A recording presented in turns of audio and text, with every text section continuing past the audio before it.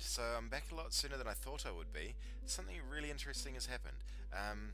We've got, as I understand it, the same... No, two different... Okay, so Nevis have got Charles de Bourgogne and as their heir, and who I thought was our heir, but look at the ages, they're different as well. He's got a weak claim and he's only one, whereas we've got a strong claim. No, this is strong relative to us, but he's 14 anyway, and his skills are way worse. Trager, I don't think it works that way. But the interesting thing that's come up, we've got how long to go until our regency is over? 48. Oh yeah, a couple of months. That would be nice. Okay, so we can actually begin the game again then.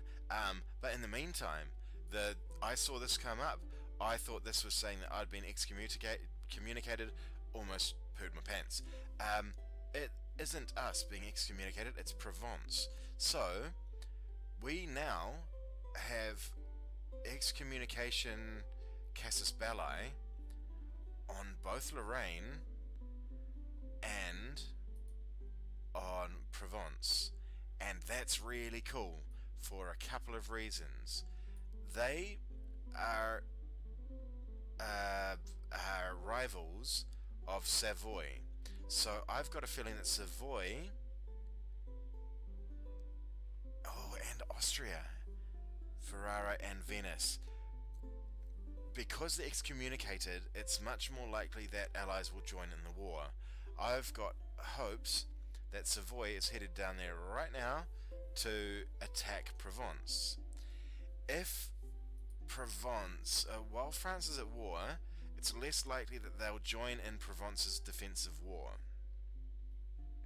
Also, because they're excommunicated, it's less likely. So it's entirely possible that we're going to be able to get this territory and maybe these territories from Provence. But there's no way we can tell whether people will join in our war, because we can't even open up the hey, what about maybe if we declared war in a little while discussion with our guys. We can't click the damn button. So we'll let that race through. Oh god. Okay, so this is one of the kind of things that are annoying.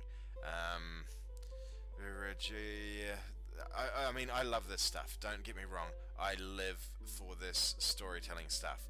But the outcome is spend a bunch of money we shouldn't really spend, get some legitimacy, get some prestige, don't build it and lose some prestige. So we're going to have to spend that money. It will be nice to get our prestige into positives, I suppose, and our legitimacy up to 100. That's been suffering for a while, because during an interregnum you get a -2 per year negus on your legitimacy. What we're going to do though is we're going to leave this pop-up in place and let it automatically tick over when it finishes. Pop-ups by default choose the top option after 2 months if you haven't chosen anything. At least I hope that's the case, because I really don't want to lose any more prestige. Let's leave that to happen, and we'll keep an eye on our legitimacy and our prestige. Hopefully it'll tick over in a couple of months. That'll put our legitimacy up to 100, our prestige up to +4, and our prestige, I should mention, in the same way, I don't think I've actually explained these mechanisms. So legitimacy has a number of effects. You can see what those are by scrolling over it. However, keeping your legitimacy high requires your prestige to be positive and you to have royal marriages. There's a bunch of events that can ruin your legitimacy and the legitimacy of your heir, but it's not too hard to keep high. There's ways and means of bumping it, particularly with other DLC that I don't seem to have enabled here. There's an option that you can use to spend military power to bump that. Oh, what's our modifier? Influence in the curia. That's the one that's our reward. So that's the legitimacy side of it. Prestige, keeping your prestige high is instrumental in gaining those personal unions. That's a big part of playing in Europe, is keeping your prestige high.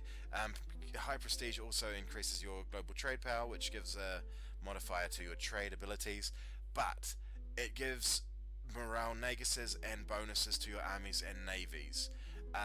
That's one of the most important parts. It also reduces your aggressive impact, which I've got a feeling may be different with all of the DLC. I can't remember, but we'll find out anyway. Let's no, we won't find that particular part out. But let's just make sure. Let's just hope that this top option is selected when it automatically times out after 2 months. Because I'm never going to remember what the date was when this appeared. Because I'm not good at that.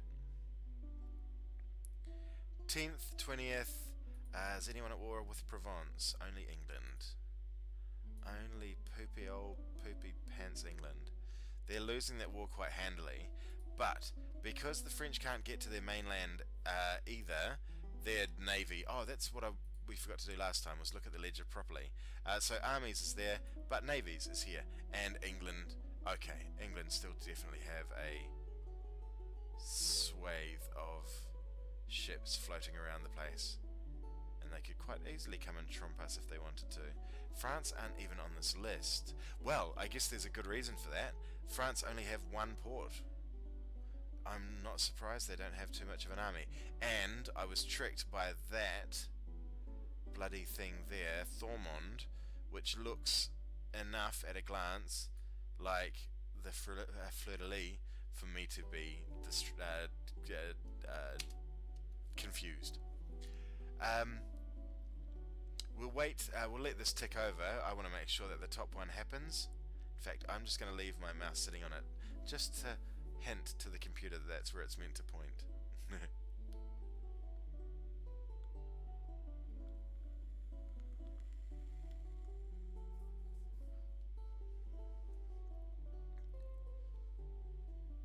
I'm confused by our economy here, because I was certain that it was meant to be going down. I thought we were losing money each turn, but it doesn't seem to be. Maybe one of the super cool changes I've done has fixed our economy by reducing the... Way, there we go. Okay, so by leaving the top one, by leaving the window until as late as we can, we're not going to suffer as much legitimacy loss, because the idiot regency are only ruling for... Look, they're so bad. I mean, he's not great, but they are poo. So the legitimacy negus that we get from those idiots being in charge is not going to be as bad. They're only going to get a couple of months of that negative, whatever it was, -2 that they cause. And hey, we've finally got positive prestige for the first time in the game, I believe. I'm fairly certain we lost prestige. We went negative at the beginning of the game and haven't been out. So it's been 4 years of negative prestige. Now we've got a mighty 3. This goes up to 100, and that's where I like to keep it. But as you can see, it degrades at 0.16 a year. So we'll need to do some stuff to get that headed in the right direction. By stuff I mean war. Let's not beat around the bush. What else is of interest in here? Actually, this is something that's worth checking quite regularly. Brittany have different... Yes, okay. So both of those have different heirs to us anyway. Sorry, different... what do you call them? Dynasties to us. The only dynasties that we share at the moment are with Nevers and with these lot, who are ostensibly under our... Well, they are under our control. No one else is on Team Burgondy, sadly. So we won't be doing much of muchness there. What you can do is when there's when your prestige is really high, you can marry into disputed succession countries when they're very, very old, and with luck, your bloke will be a relative of yours will ascend to the throne. Milan would be a good example of it. Maria de Visconti Duke. Oh, Filippo Maria.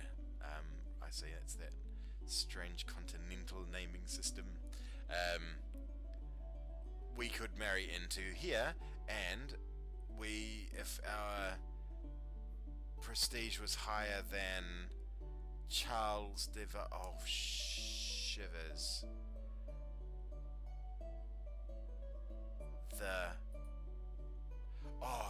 Okay, that's fine. So they are going to take it, not the French. I thought the French taking Milan would be a death knell for us, but Provence taking it, not so bad. So I might wrap this video up. It's going to be very busy soon when we get out of our regency. So yeah, we'll cut that one off here, and we'll be back soon.